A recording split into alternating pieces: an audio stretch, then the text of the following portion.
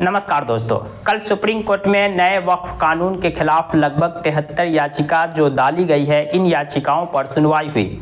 तो आज हम अपनी इस वीडियो में जानेंगे कि कल की सुनवाई का मुख्य निष्कर्ष क्या रहा, यानी कि सुप्रीम कोर्ट ने कल की सुनवाई में क्या टिप्पणी की इस कानून को लेकर, केंद्र सरकार ने अपनी तरफ से क्या पक्ष रखे, तो वहीं इन 73 याचिकाओं की पैरवी कर रहे वकील यानी एडवोकेट ने क्या दलीलें रखी। इन सभी के निष्कर्ष को आज हम जानने की कोशिश करेंगे कि कल की सुनवाई से मुख्य बातें क्या निकल कर आई। जैसा कि आप जानते होंगे, जो 73 याचिकाएं इस कानून के खिलाफ सुप्रीम कोर्ट में डाली गई है, इन याचिकाओं की पैरवी कर रहे हैं देश के सीनियर एडवोकेट अभिषेक मनु सिंघवी, कपिल सिब्बल और राजीव धवन। तो वहीं केंद्र सरकार की ओर से पैरवी कर रहे हैं सॉलिसिटर जनरल तुषार मेहता।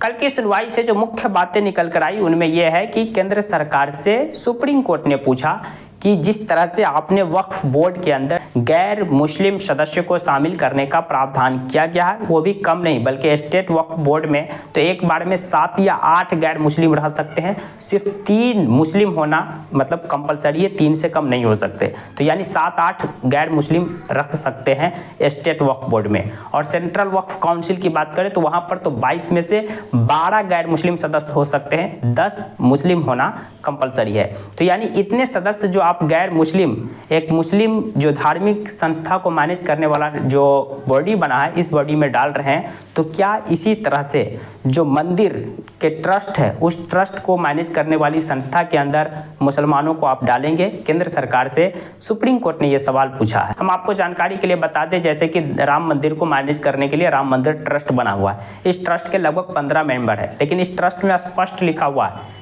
कि इस ट्रस्ट के कोई भी मेंबर गैर हिंदू नहीं होंगे।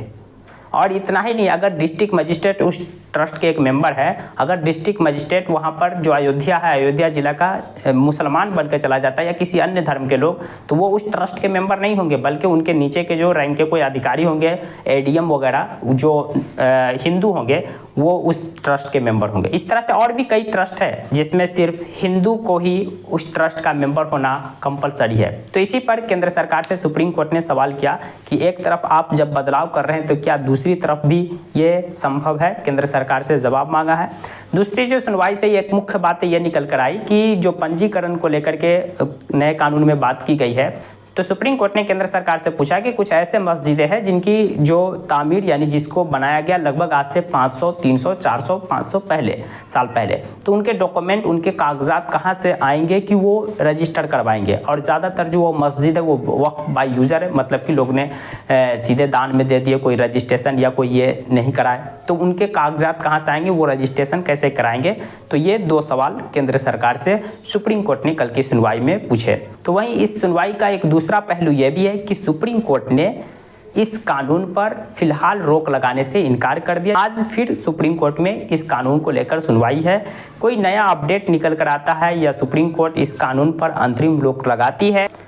जो भी निष्कर्ष आज की सुनवाई से निकल कर आएगा, हम कल की वीडियो में आप लोगों के बीच लेकर जरूर आएंगे।